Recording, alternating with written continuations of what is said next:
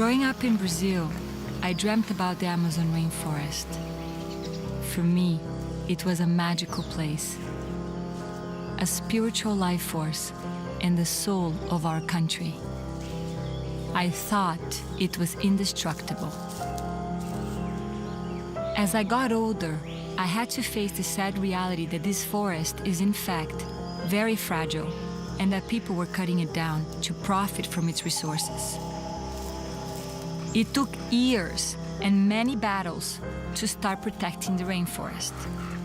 But now, I'm hearing those gains are being undone and that deforestation is on the rise again. Government forces are having to go in and fight to stop the destruction. A gente está indo a ponto em que tem várias motosserras cantando. What's driving this new attack on the Amazon? Could the cause be something we are all responsible for?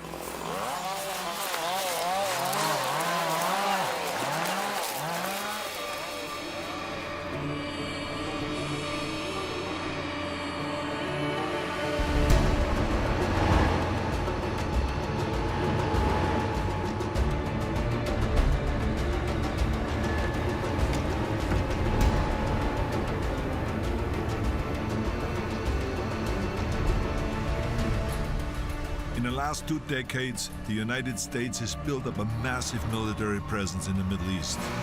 Our thirst for oil is one of the major reasons we came here, and it is now threatening us in ways we never imagined. To better understand this, I'm on board this convoy in the Persian Gulf, delivering fuel to bases supporting the fight against ISIS. We're driving a truck with basically a bomb on the back of it. Really? Yeah. RPG, small arms. It doesn't take much to ignite it and have it explode. Wow. Fuel's a main supply that the military needs, so that's something that the enemy is definitely targeting as much as possible. And it's an easy target. A lot of times the supply lines are exposed. In Iraq and Afghanistan, that is a big problem. So how many times do these fuel lines get hit? In Iraq, 3 or 4 trucks hijacked a week. Unbelievable. Thousands of people have died doing this. Of delivering fuel. Yes. It can be just as dangerous as fighting on the front line. They know where the enemy's at. We don't. Our wars in the Middle East have created massive damage. Our leaders are now warning that our oil addiction is gravely threatening our national security. But do we have the will and the way to end this dangerous addiction?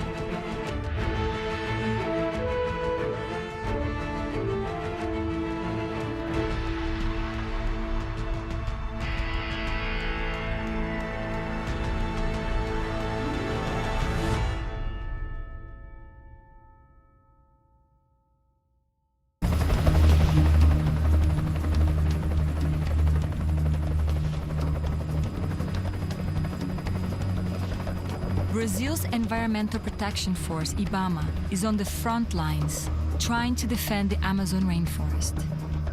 The officer in charge here is Maria Luisa Souza, known as Malu.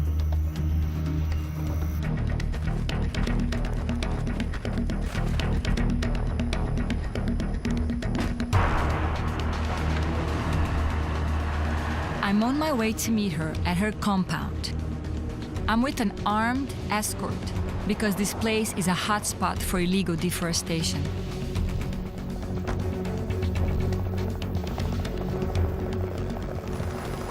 I hear Malu has another nickname, Maluco, nossa, prazer. Tu aí, como é que é o apelido mesmo? Diaba Loura, né? Diaba Loura. De onde é que esse apelido, menina? É, apelido da bandidagem de Novo Progresso, né? Nossa Senhora. Da floresta amazônica. Inclusive, a gente acabou de chegar aqui num flagrante. Eu vou te mostrar. Vamos lá que eu vou te mostrar. Então, a gente estava em campo, pegamos um acampamento, né? Eles estavam desmatando no momento que a gente chegou. Essa aqui era a área. São duas imagens, né? Então, nessa imagem de satélite, você pode ver que a floresta está toda em pé, né? E o desmatamento é essa pequena areazinha. Ou seja, nessa Essa imagem... aqui, ó. Em 10 dias, nessa diferença da passagem do satélite, eles fizeram 142 hectares, é o equivalente a 142 campos de futebol. They did all this destruction in 10 days? Em 10 dias. Isso eles fazem numa velocidade monstruosa. São pequenas formigas que trabalham na Amazônia. Ou seja, esse pessoal trabalha dia e noite, a motosserra não para. A gente achou sementes. Ou seja, eles desmatam, põem fogo e imediatamente plantam capim. E já colocam gado lá dentro. They burn the forest after they cut it, and then they put in cows and they occupy the area like we've been here forever. Exatamente. E esse gado, ele é vendido lá fora. Então a Europa, os Estados Unidos podem estar consumindo gado de unidade de conservação e de uma área desmatada ilegalmente. I can't believe it. O que gera muito dinheiro. Você tem a especulação fundiária, você tem lavagem de dinheiro. Então, a partir do momento que a gente está na Amazônia, a gente vê que é uma terra sem lei. Aqui, quem fala demais é cortado a garganta. É perigoso. A gente, em cada acampamento que a gente vai, a gente encontra armas, técnicas de guerra. Wow. E a minha cabeça já foi colocada a prêmio aqui. Tenho vários apelidos, né? Um deles é a Diaba Loura. Pra mim você é a Anja Loura, só pra você saber. Eu fico feliz quando me chamam de Diaba Loura, porque isso, de uma certa forma, significa que a gente atrapalha o crime. Do you have enough people? Do you have what you need to do your job? Como é um trabalho muito complicado e cansativo e exaustivo, a gente teria que ter pelo menos 3 vezes mais o número de fiscais para atuar aqui na Amazônia. Why do you do this job? Like, what puts each one of you to do this job? Porque vale a pena. Quem trabalha aqui é porque nasceu para isso. Então, o nosso trabalho, eu estou guardando o tesouro mais precioso do mundo.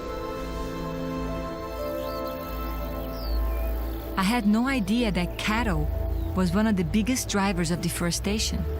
I thought it would be logging or mining, but beef? Could society's appetite for meat actually destroy the Amazon rainforest? The world's appetite for oil is stronger than ever, and it is killing us. Fighting pollution has been my most important battle, and no one can stop me. We even sued the federal government to allow California to regulate its own air and reduce greenhouse gases, and we won. I recently went to Paris to address world leaders on the importance of clean energy and reducing pollution. Ladies and gentlemen, there's no doubt that climate change is humanity's biggest threat. I know that we can build a smart energy future. We can break the pollution's death grip. Renewable energy will do to coal and oil what cost it to the horse and buggy industry. Our mission is to move forward as a united world. We will win this battle. But we can't win unless our Department of Defense leads this battle against dirty energy.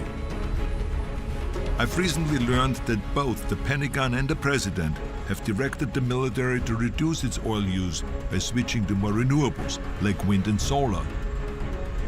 Today, I'm on my way to Camp Arifjan because it's one of the largest US bases in the Middle East trying to go green.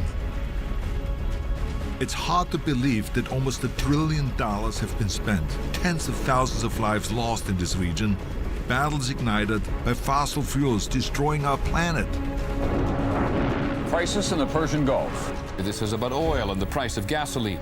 The stakes are high. Our country now imports nearly half the oil it consumes. Shock and awe. The next phase in the life of millions of people is going to be very violent. ISIS militants continue to gain ground.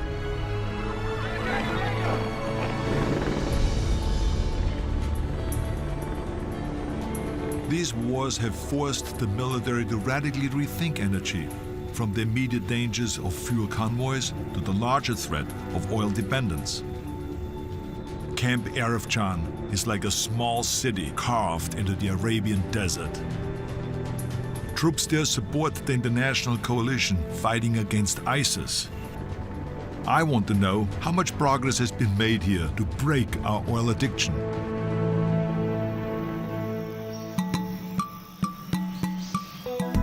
Today, I'm in the southern Amazon with Paulo Adario from Greenpeace.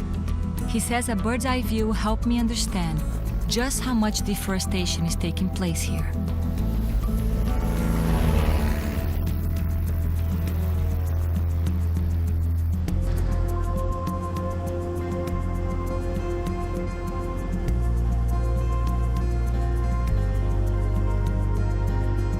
The beauty seems to go on forever. But then, Adario tells me to brace myself. Now you see this, tá vendo? Sua direita aqui. So you see that road? Yeah. This is how everything starts.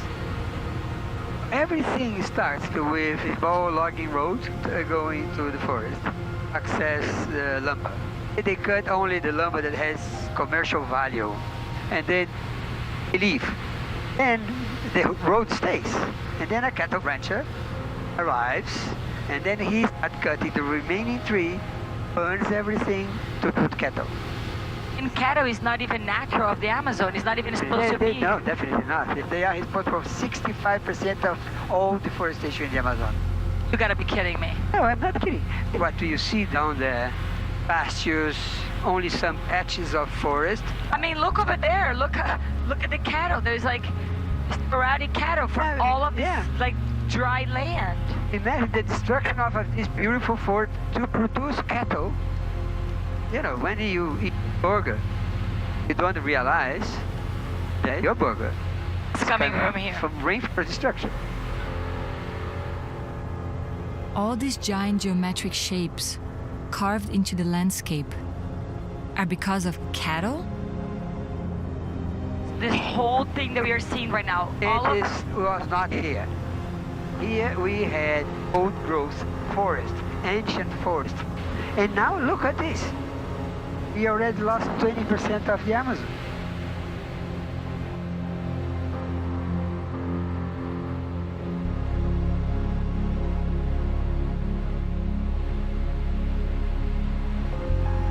Shocking, isn't it?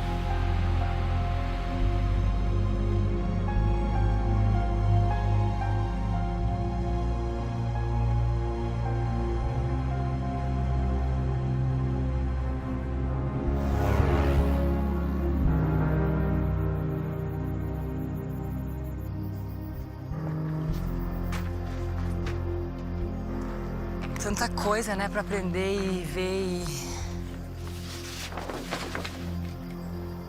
You see this red area here? Mm-hmm. This is lost. This is called the belt or the arc of deforestation. it looks really like that. Arc of destruction looks like that. And what are these green areas in between of this red? This is indigenous lands.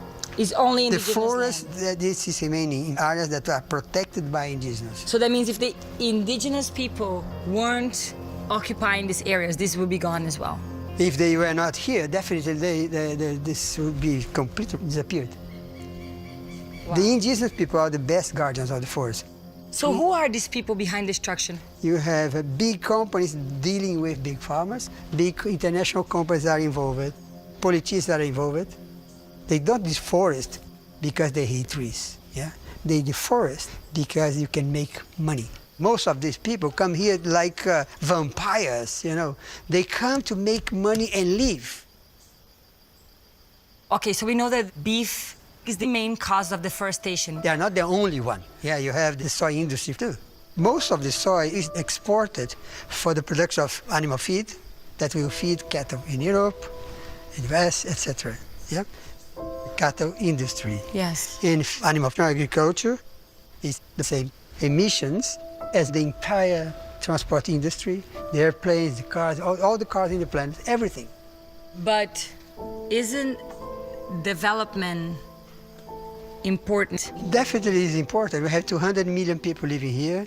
Many people live in extreme poverty, and everybody deserves to have the same quality of life that the Brazilian middle class has. But there are different ways of developing. Brazil is by far the richest country in the world in terms of biodiversity. If you lose Amazon, we are going to lose much more than only the biggest tropical forest in the world. We are going to lose the world because of climate change. If we don't stop destruction in our generation, if you don't do this now, we are going to lose this area forever. We cannot let that happen. And we cannot let that happen.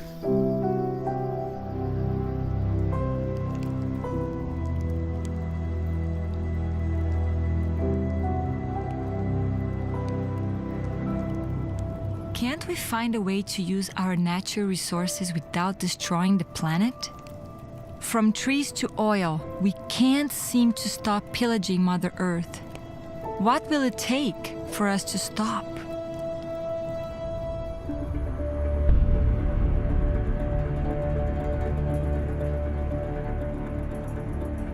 The US military is the single largest consumer of oil of any entity in the world.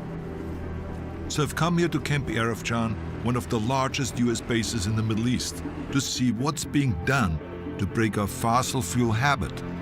Today, I will be meeting Chief Warrant Officer Cipriano Trujillo, the soldier overseeing green energy projects here.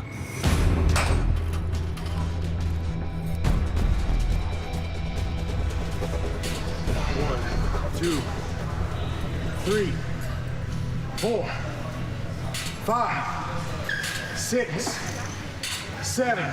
Come on. 8. Stretch. Man. Morning, Governor. Chief Trujillo. Morning, Chief. How you doing? Terrific, thank you. And how are you? I'm well. So tell me now, how long have you been in this base? Yeah, this is my 3rd time through, but 9 months on this station here. So you guys are going more and more green. Yes, sir. Yes, sir. So in 2012, the Army released policy that said that commanders at every level need to start looking at ways to reduce their energy output. Right. So we're looking at a bunch of different ways that we can incorporate solar, reuse water, those sort of things.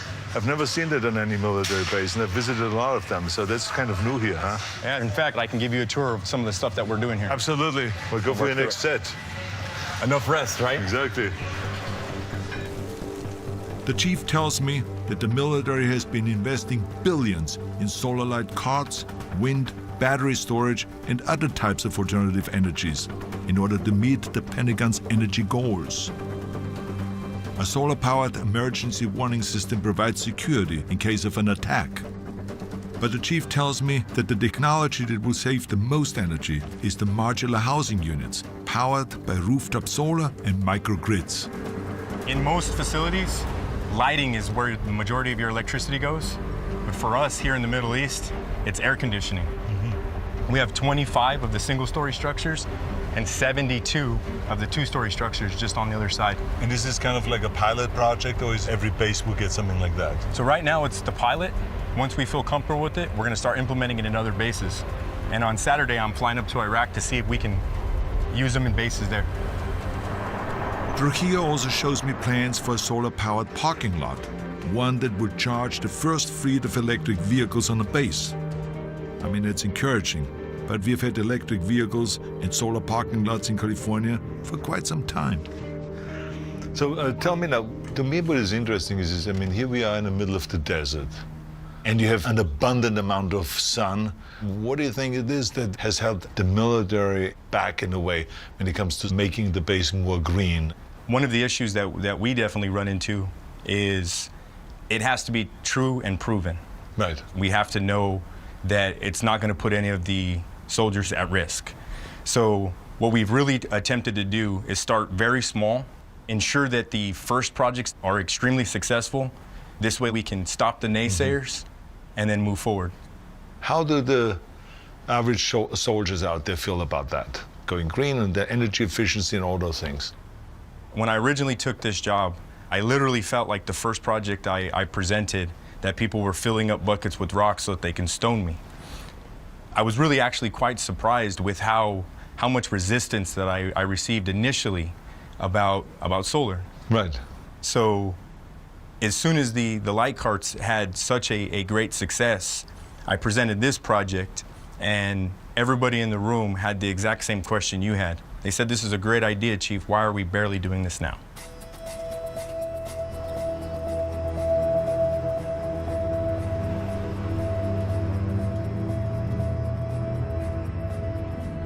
We all know that green technology has to be tried and true.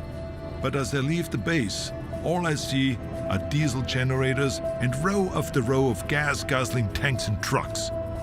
Green projects seem to barely exist.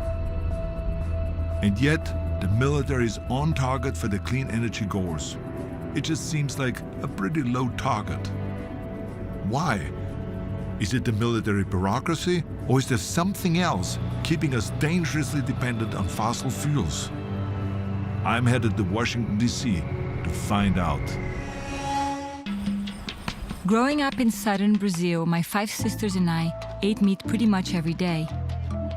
It's just part of the culture here. Per capita, Brazilians are one of the top consumers of beef on the planet. Now, with the world's growing appetite for beef, Brazil has also become a major exporter and is aiming to increase its market share, partly by selling to the US, the world's biggest consumer of beef, and to China, where demand for beef has grown 25% in just 10 years. I understand the need to develop and grow, but does that have to come at the expense of the rainforest and the climate?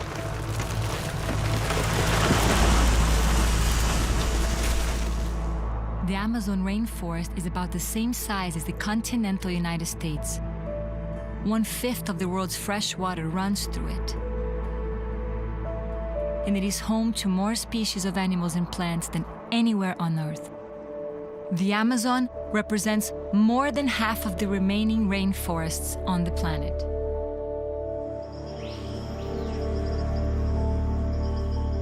This forest is so vast, but it is not indestructible.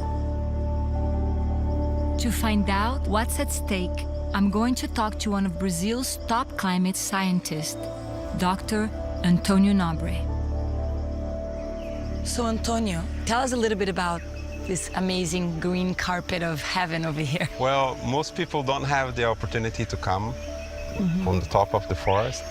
If you see all these many shades of green that you see here, it's because biodiversity is the essence of this type of forest.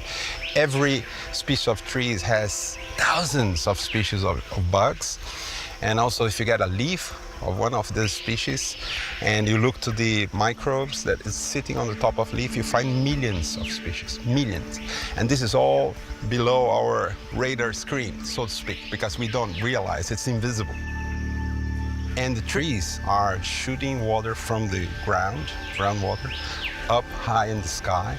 And this goes up into the atmosphere and releases the heat out there, and this radiates to space, and this is very important as a mechanism to cool the planet. They're like air conditioners. Open air conditioning, that's what the forest is. So in other words, if we lose all these trees, we're losing the air conditioning that cools off the whole planet. Not only that. Not only that. No. The trees are soaking up carbon, you know, the pollution that we produce, like carbon dioxide. Yeah. Burning gasoline in our cars, you release carbon dioxide in the air, or burning coal. And the trees use carbon dioxide as a raw material. So the trees are storing all this carbon, so if you come and cut it down and burn it out, does that mean that all that carbon goes up in the air? Absolutely, yeah. What would happen if this forest was gone? When the forest is destroyed, the climate changes, and then forest that's left is damaged as well. And then the forest grows drier and drier and eventually catch fire. So in the extreme, the whole area becomes a desert. And that's what is in store if we deforest. So we have to quit deforestation yesterday, not 2020 or 30. And there is no plan C. You know, you have plan A. Plan A is business as usual. Keep plundering with all the resources and using as it were infinite. Plan B is what many people are attempting. you know, changing the matrix of energy and using clean sources, stop eating too much meat, and replanting forests. If that doesn't work, then we go to plan C. What's plan C? I have no idea. Going to another planet. No, but we can't. We don't have another planet. So either we work with plan B or we're done. Yeah, we're done. And so Well, why would plan B has to work. It has to work.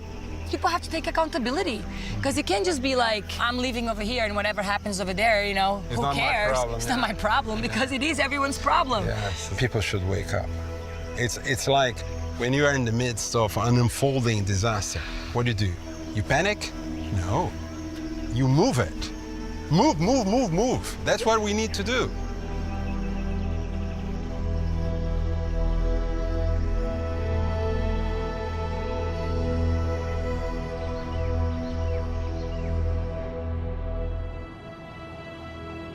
Washington.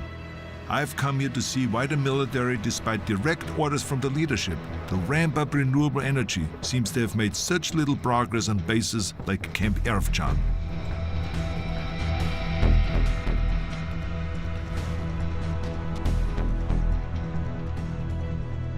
Today, I'm hoping to get answers from some of those who have served our military at its highest level. The biggest user of fuel is the military. It is, Right, by so far. I know that the Obama administration is all pro alternative fuels and all that. The question that I really have for you guys is the Department of Defense is dragging its feet and it's slow on that. What do you think is the reason for that? I think the military has been slow to come, not just the military, it's the government as well. There are a lot of laws that have been passed over the years where it's hard to make this go faster, and Sharon knows exactly what I'm talking about here. This year, we had a Republican introduce an amendment that just passed the House that said that the Department of Defense can't do anything on any renewable energy and climate change. Right. Nothing, can't spend any money on climate change at all.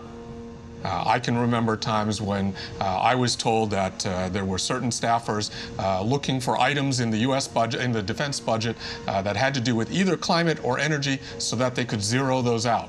I mean, it must be really weird, because to me the Republicans have been more supportive of the military, but here all of a sudden you have to go kind of to the other party to get sympathy. Every year, there would be, in the House, there would be members who would try to strip out all of the energy programs at DOD.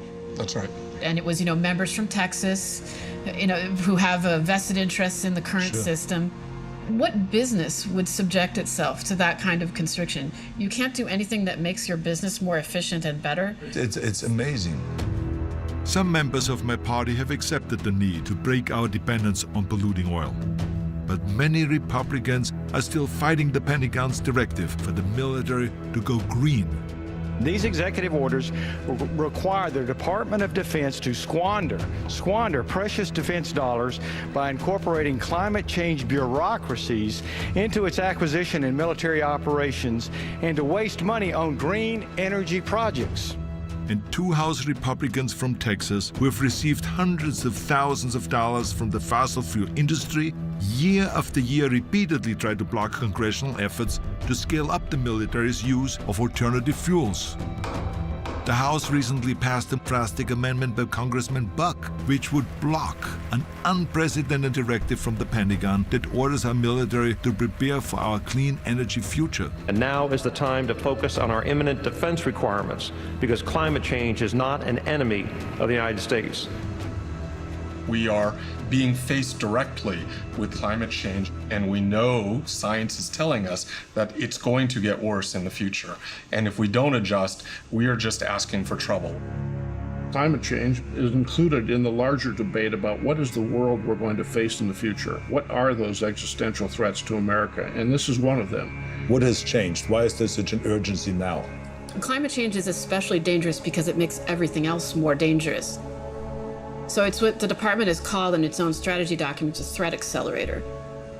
When you have a place where you've got a weak government and a poor economy, and then you add into it a drought or an extreme weather event or a food shortage that's all being affected by climate change, that's when things begin to break down and you see conflict and you see people move. And that's when you have a security challenge. Every time there's a flood in Mozambique or a tsunami in the Pacific, we're going to be involved from a military perspective, whether we like it or not. There are going to be more and more of that. A massive crisis that can only be responded to by the military, so. Unbelievable. The very oil that the military has fought and died over is actually undermining its own mission, exacerbating climate change, resulting in even more global instability.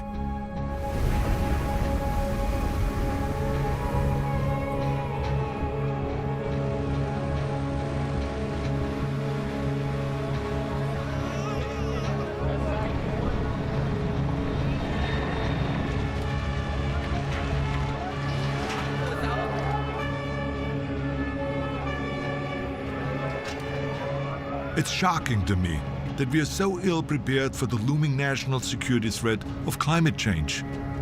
Most of the people in the military willing to speak openly about climate issues are retired. But there's one active military leader who has been speaking up for almost a decade.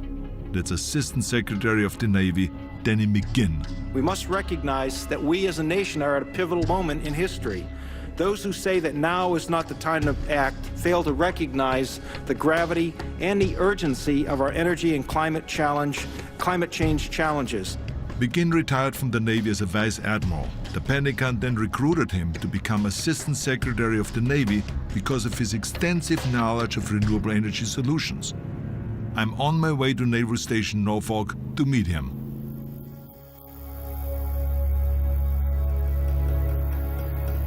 Brazil is going through some really hard times. We've had a political corruption scandal, protests in the streets, the worst economic recession in decades, severe droughts, and the president was just impeached. With all these problems, I worry that protecting the rainforest will keep falling through the cracks. No one is fighting more desperately to defend the forest than the estimated 500,000 indigenous people who call the Amazon home and have for thousands of years. Now, the battle has taken them from the forest to the streets of the capital, demanding that laws protecting their land be enforced. On the front lines is Sônia Guajajara, an outspoken indigenous leader who has fought for the Amazon her entire life.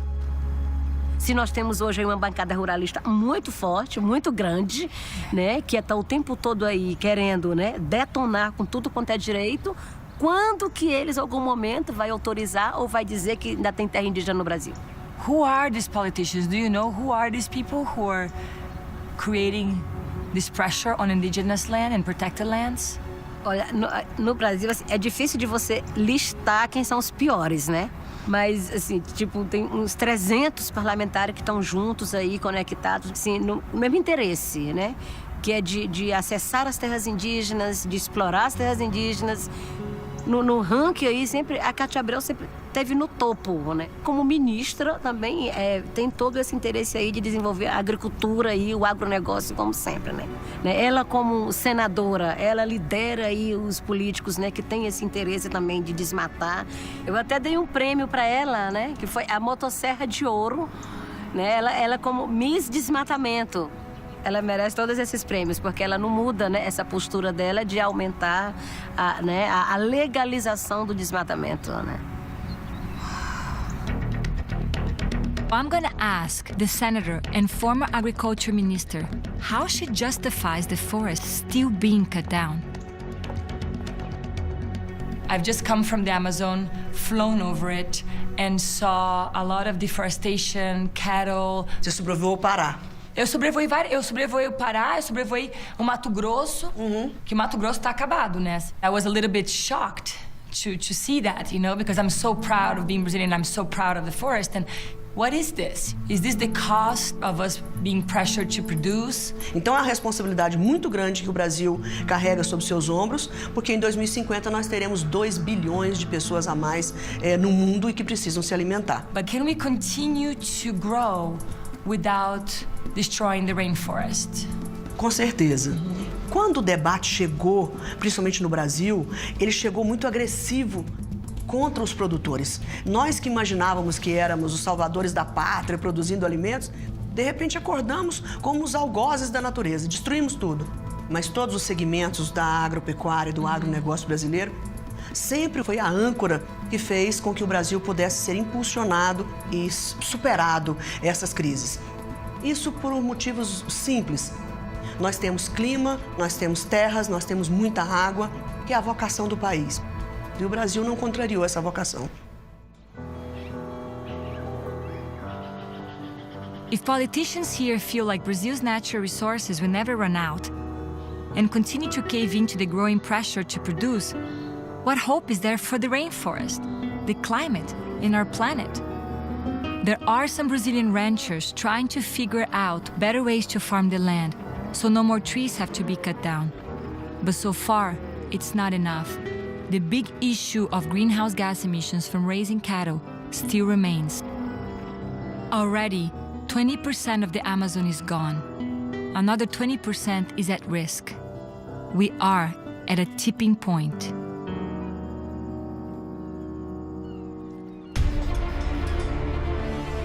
I've come to Naval Station Norfolk to meet one of our Navy's top leaders, Danny McGinn.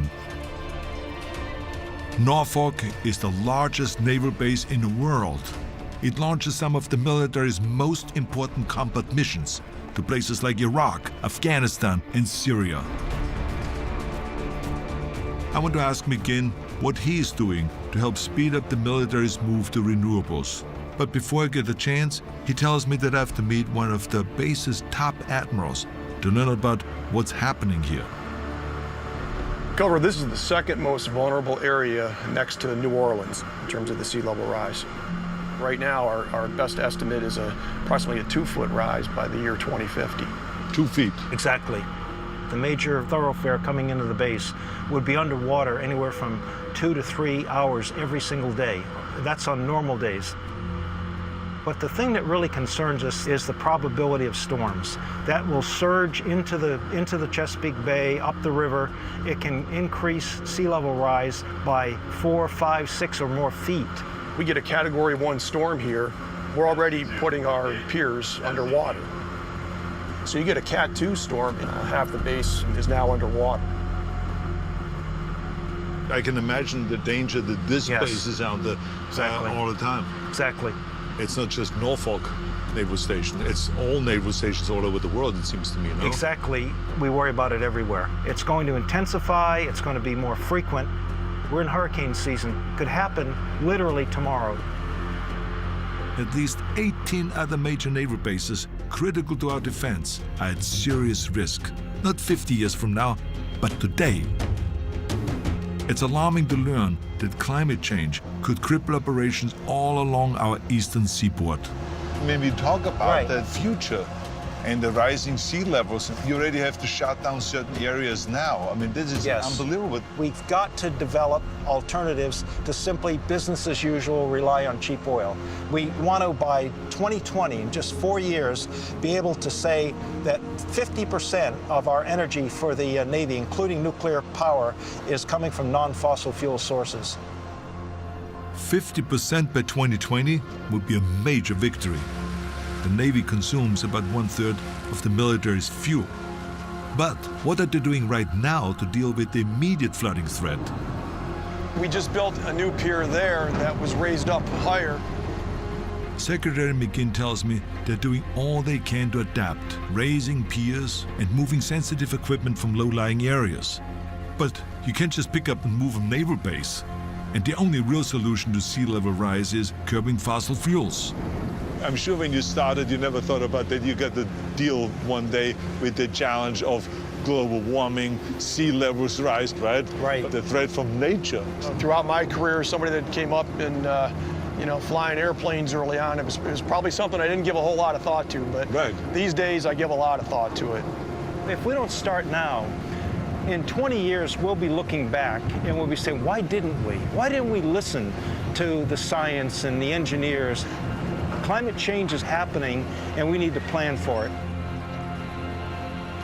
After seeing how much the base still desperately needs to be fortified against sea level rise, I'm even more baffled. I mean, here is a vice admiral with 40 years in the Navy warning that we have got to act quickly, and Congress is still blocking the military's fight to go green?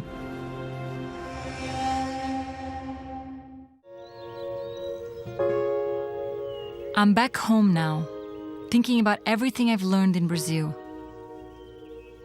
And I'm wondering if there's anything we as individuals can do to help protect the Amazon and fight climate change. To find out, I asked a world expert on food and climate change, Andrew Steer, to come over. He's joining me and Susan Ryan, who helps my family eat well. Can we all keep eating meat at the rate as we are and survive as a planet? Not if the growth for beef keeps at its current pace. Today there are about 7.4 billion people in the world. There will be nearly 10 billion by 2050, and 3 billion more will enter the middle class. When you enter the middle class, you start eating a lot more meat. And for the world as a whole, beef consumption will probably double by 2050. That means that the amount of land required for beef is just going to push into those forests in a terrible way. Beef takes 20 times as much land as the same amount of nutrition from beans. So if you switch from beans to beef, you need 20 times as much land, and you also produce 20 times as much greenhouse gases, so you actually produce climate change. And even the cattle themselves, through methane emissions, are a very, very serious cause of greenhouse gases. If all the cattle in the world were to form a nation, they would be the third largest emitter of greenhouse gases after China and the United States. When people have the information and they understand what's going on and they understand the impact of the choices they have, they could make better choices, you know? Yeah, this is really interesting because the question is, how could we encourage a shift in behavior? I mean, 10 years ago, when people said, here's a veggie burger, you knew it was a veggie burger. Now, I like veggie burgers. That's right. Well, that would be great. But some people want beef burgers. And they now can make these that actually people can't tell apart.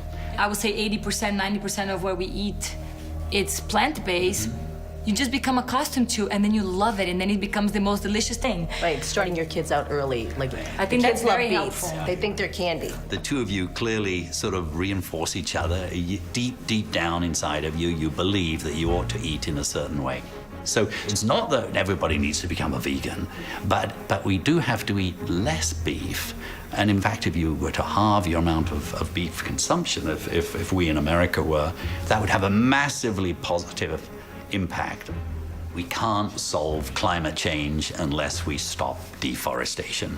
And we can't stop deforestation unless we change the way our food is produced. If climate change continues, the world faces a very grim future. It really is a race against time, isn't it?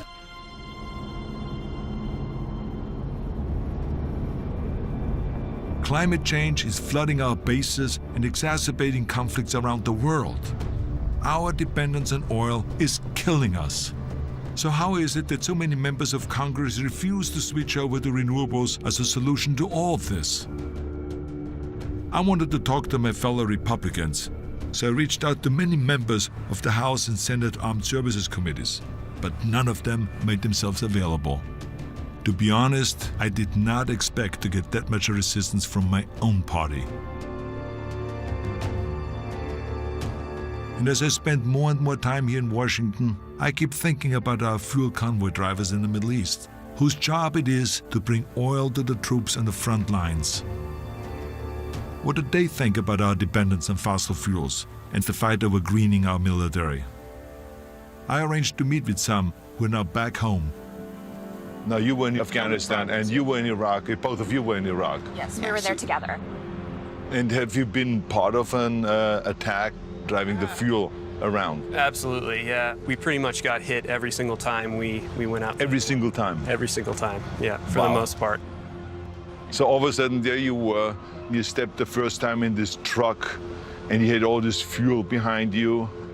Did you know how dangerous this really is? No, not initially.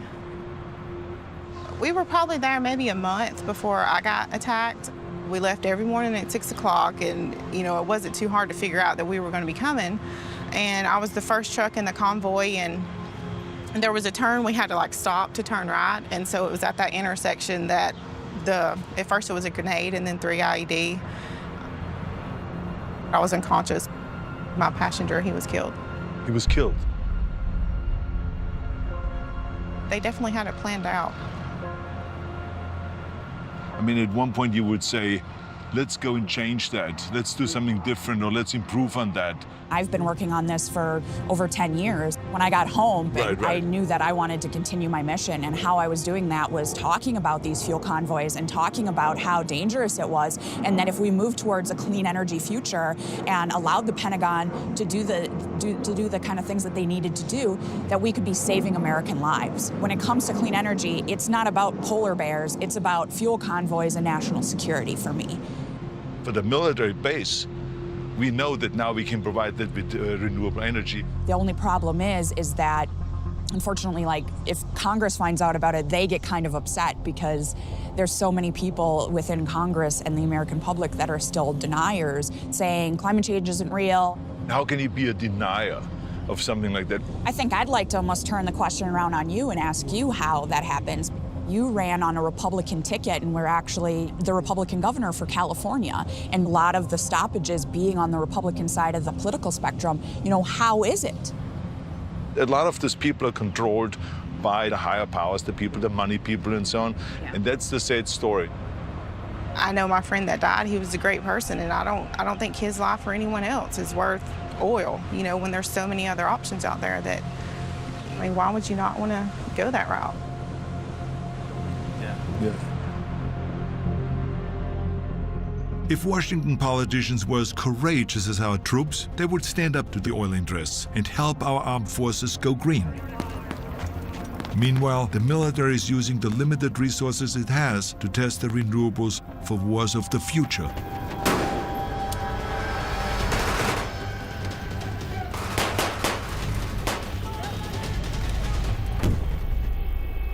Good morning and welcome to the Expeditionary Base. The military has long been one of the great innovators. It developed the walkie-talkie, GPS technology, and digital photography.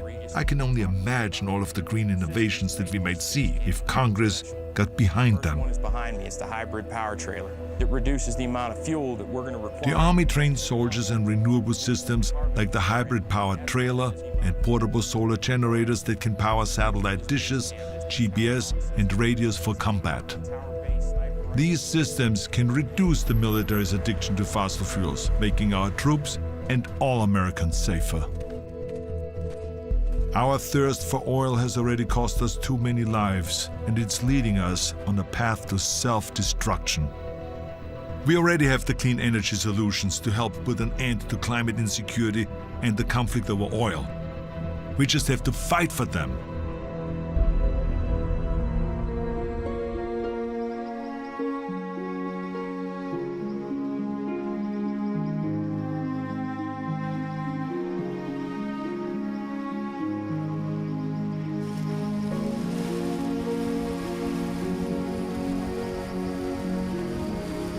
I'm finally starting to understand the real meaning of the rainforest I grew up dreaming about, and its key role in balancing the climate on Earth.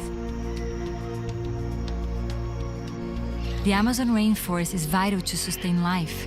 If we destroy it, it will impact the whole world, because everything is connected. But it can protect itself.